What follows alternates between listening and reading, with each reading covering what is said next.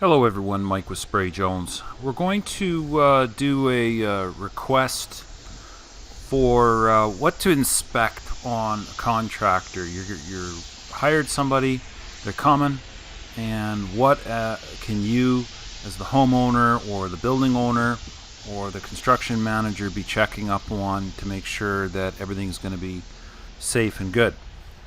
And it's a really relevant question, and we're going to get into it here today. I want to thank you, everybody that's subscribing and commenting and clicking on the like and the shares and what have you. I really appreciate it, and it goes a long ways. And this is continuing to grow, and that makes it all worth it and possible.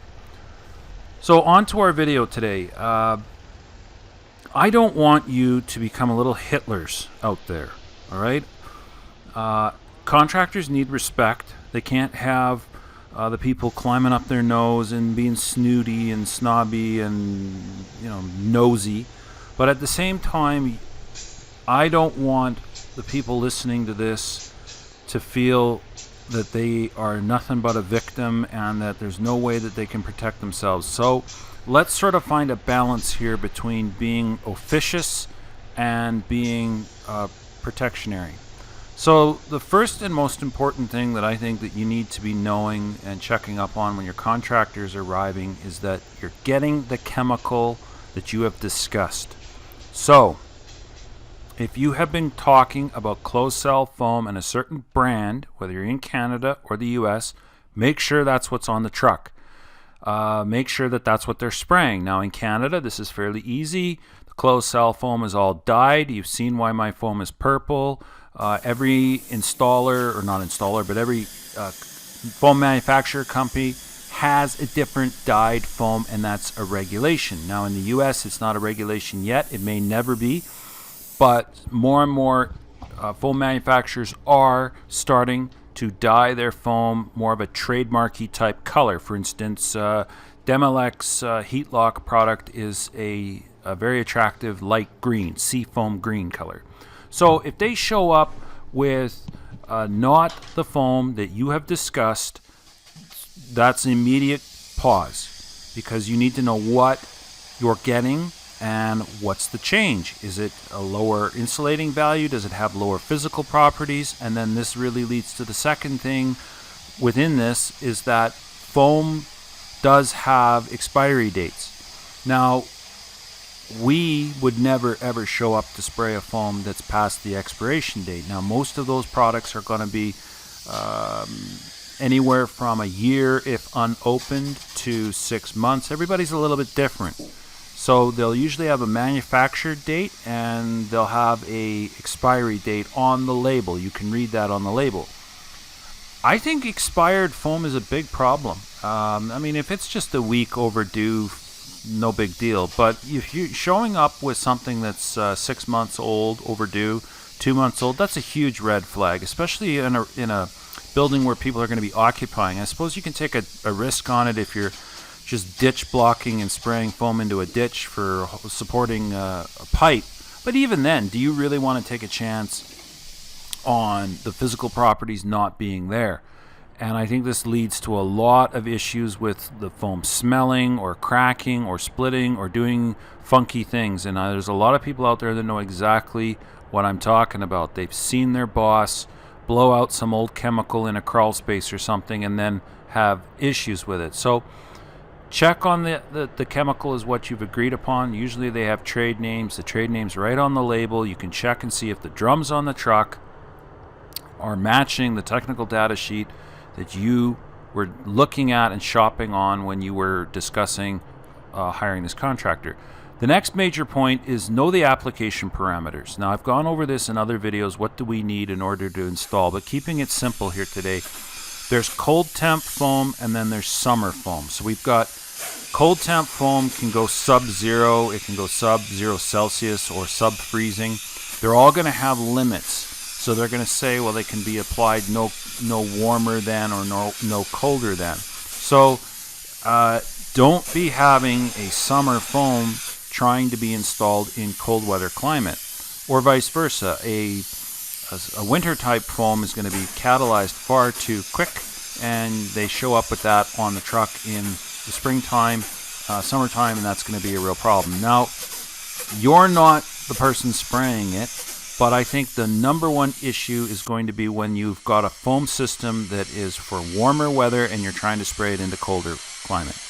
I mean, physics is going to take over with a foam system that's heavily catalyzed into the summer. It's just not going to spray well. It's going to look bad. But I mean, there you go. If the guy shows up and he's spraying something that looks like pig guts and he can't get a decent pattern and you didn't think the foam was going to look like this and he's fighting with it all day long, you know, you take one look at the drums, and if the drums say that this is winter blend foam, and here it is fairly warm outside, maybe you're having a real nice spring, early summer type of thing, well, maybe that's the issue. Maybe they're trying to move some old carryover winter foam into the springtime, and maybe that's causing an issue. So know what the substrate parameters are. If the foam is forced sub temperature, know that. Know what temperature your walls are at, your concrete's at. Know what temperature it's outside. Like I had a job where I said to the gentleman, well, a section of this job that you want us to do is outside, so we got to pick a day where it's going to be low wind and warm outside, right?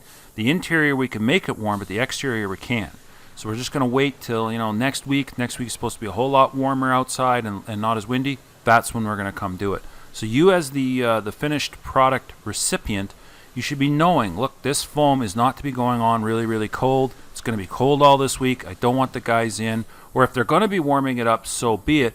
But again, make sure that they are going to be changing the physical parameters for the right, getting the environment where they're spraying to be a match for the product they're using. Now with pros, this is no big deal.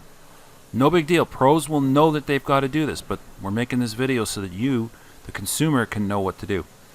All right, next point, depth of foam. Now this is a big issue, right? This probably causes the most amount of fights between the recipient and the foam installer. I didn't get my 2 inches. I didn't get my 3 inches. Now, first and foremost, the foam is never going to be perfectly smooth. And everybody has good days and bad days, and some days even we can't get the foam to lay down like we want it to be, and we're frustrated. So you have got to cut the installer some grace. But normal foam, if you're paying for a 3-inch application of closed cell, your foam should be anywhere from 1/4 of an inch low to 1/4 of an inch high. That's normal. Now, if they go way over, that's their problem. That's costing them money. They go way under, well, then you're not getting what you pay for. So you should not be getting somewhere between 1 inch and 3 inch if you were expecting to get a 3-inch application. And the way that you test this is you have to have a probe. You have got to have something more than just a nail. You need to have a low diameter wire, something that's strong, like a drill bit that's 93 thousandths of an inch or 100 thousandths of an inch, like a screwdriver, like an electronic screwdriver blade, a very thin shank, sharpened. You mark out the depth from the tip, usually go a little bit 1/4 inch further than what you need, and then you can stick that in and pull that back out. Now when the foam is fairly fresh and new, the probe holes will close back up because the foam for the next 20 minutes is still fairly soft, even though it's dry to the touch, and those holes will close back up. If you go and punch a whole lot of holes, not just 1 or 2, but a lot of probe holes, you're going to want to go around and seal those holes back up. Not because you've wrecked the vapor barrier, but why go and punch a bunch of holes through the foam and have an area where air can move through or water can come through? Now, I've had a situation where I had a gentleman try to tell me the job was low by judging the depth of the foam on the side of the stud. You cannot do that. You cannot hold a tape measure up and say, look, the stud is this deep and I should be this far. No, that doesn't work, folks. It wicks or wedges up on the sides. The sides don't look the same as the middles. Your eye is going to be thrown off, and that's exactly what I told this individual. They absolutely were adamant that they had maybe 2 inches of closed cell foam when they were supposed to be receiving 4. Actually, I think they told me they were about 1.5 inches.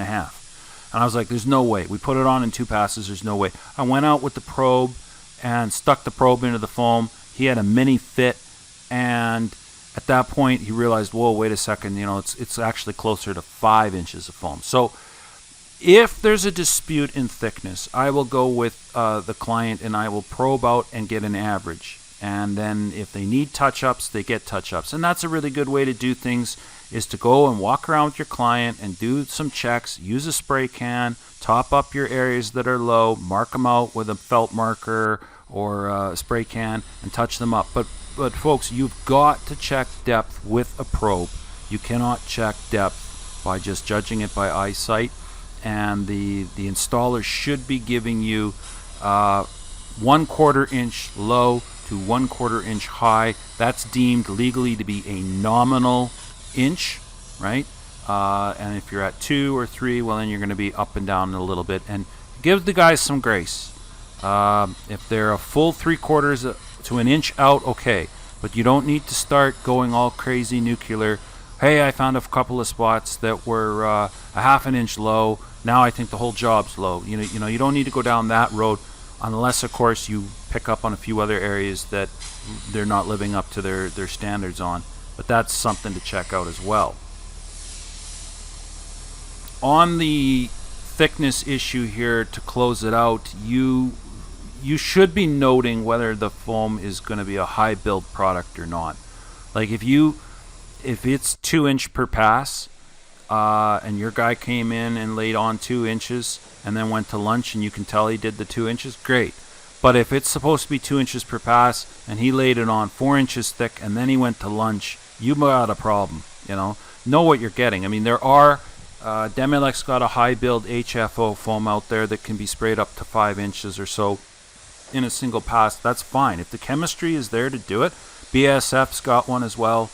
Most of the suppliers are going to have high build HFO systems here in the not too distant future, but do not allow your people to be going in and spraying way too thick too quick, and then there's an issue. Now, spraying too thin passes is no good either. I mean, it's not going to create the problem that too thick too quick is, but I mean, if you go in and put 1/8 of an inch on, 1/8 of an inch on, 1/8 of an inch on, and then he's done, hey, I've done 3 passes and you still don't even have the thickness, well then, whoa, stop.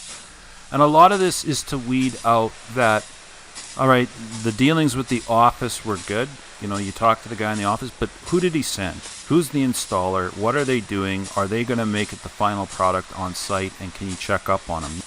The final point that I would have is, it's sort of a personal one, but it's P.P.E, personal protective equipment. They should be wearing some P.P.E to protect themselves, and they should be protecting others. And you need to be going and seeing that they're not just going to start spraying and no one's protected. Nobody's wearing gear. Nobody's wearing gloves. I've seen pictures of guys, bare arms, bare skin, a bread bag over their head, and a cartridge mask. Now, in Canada, we're not allowed to be spraying without full face fresh air. We're not allowed to be spraying with little cartridge masks unless we're outside. If we're enclosed and indoors, we have to be using full face fresh air. You don't want to absorb this stuff through your eyeballs. And cartridge filters are plugged up in high VOC emitting areas. They're plugged up within 6 to 8 hours. Not to mention the fact that it's hard to breathe through them, and the more restrictive that they get, the harder it is to breathe. So we pipe in the helmet, that we've got the face mask, we've got OSHA grade breathing air in the truck that's being piped through a line out to the guys, and the guys are always wearing the suits. So yeah, it can be tough. It can be tough in the summertime, and if you're in Texas, you're in Saskatchewan, or if you're in Vancouver, it can be tough when it's hot and humid out to be wearing those suits, and sometimes the guys want to cut the arms out of them and stuff like that. I'm not getting into personalized tweaks of your P.P.E. What I'm saying is you shouldn't be out there with no protective equipment on, or very little, and then you're spraying in an environment where you're creating a hazard for everybody else, where the guys are working 20 feet off to the left and you're in there spraying foam, or you're shooting foam through cracks in the wall and it's getting all over the people working outside. These are things that you stop, isolate, ventilate, get the air flowing through, and make sure that you are doing your job to isolate the area and stop people from wandering in and watching and getting foam on themselves and on building materials and so on and so forth. I think the future of the industry will be to go to daily logs across the board. I think any installer, America, Canada's already got this, but I think the future is going to be that you're going to be required to have a daily work log. It'll be uploaded to a website on the cloud, and that will be open source information that the manufacturer can check out, and you can email a copy to the homeowner, the building owner, the architect, and a lot more people are starting to request that so they can check up on the application parameters and make sure that it's right there in black and white. Did they install on a day they should or shouldn't? Right humidity, right temperature levels, right product. Did I get what I'm paying for? Yes or no? Can we verify it right here, right now? If you verify these things, you're going to weed out the fly-by-nights. The fly-by-nights don't want you to know what they've got. They've got a deal on some product. It's old product. They're trying to get rid of it. They hope you never check up. They hope you never ask. They hope you don't notice. They told you one thing, you're getting something else. Those are all the immediate warning signs. And then they're wanting to get paid right away before you've had a chance to check everything over. So if you follow these guidelines, I think you're going to be okay, and you're going to avoid easily being taken for a ride. So click on the like and the subscribe, and we'll catch you on the next one.